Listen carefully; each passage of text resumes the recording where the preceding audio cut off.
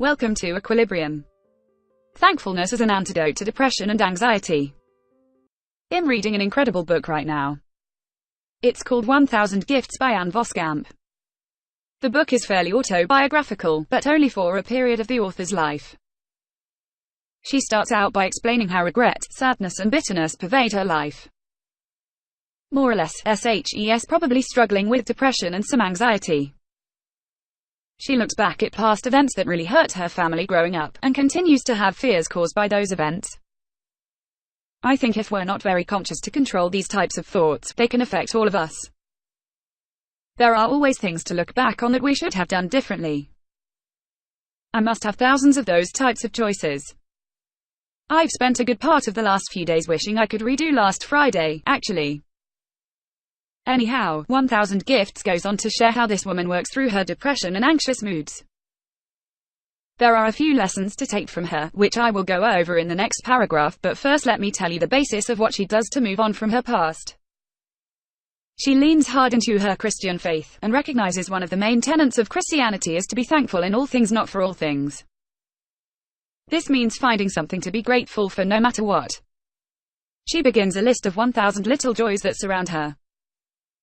The list has the smallest things, like how incredible the different colors are in soap bubbles, or how beautiful the sound is when her children play together. These things are so easy to overlook unless you're paying attention. She finds she has been overlooking them for years. The lessons from her story are as follows.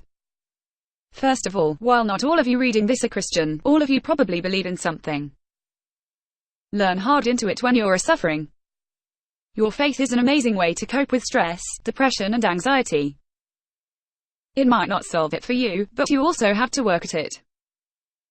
You can't just vaguely believe in something, and then never read about it, pray, and give it time. If you would do all these things, you will start to see immense benefits. The other huge lesson from Voskamp's story is that thankfulness is really the opposite of depression and anxiety.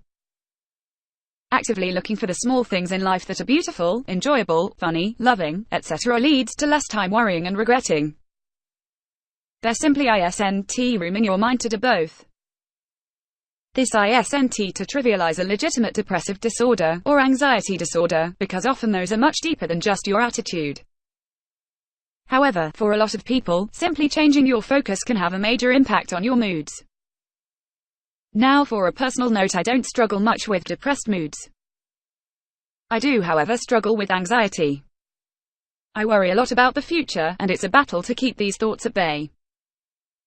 I am finding Voskamp's techniques to be really helpful in my own life. I am trying to be more active in my faith, and I am looking for tiny things to enjoy. So far, it really seems to be working. My hope is that it will help you and your teens too. At Equilibrium we provide traditional and/or horse-involved therapy with a licensed therapist and psychologist. If you're considering therapy to find the support you need through this unique and challenging period of life, or if you have additional questions about teen counseling, please do not hesitate to schedule time with me. I look forward to connecting with you and learn more about how I may be of help.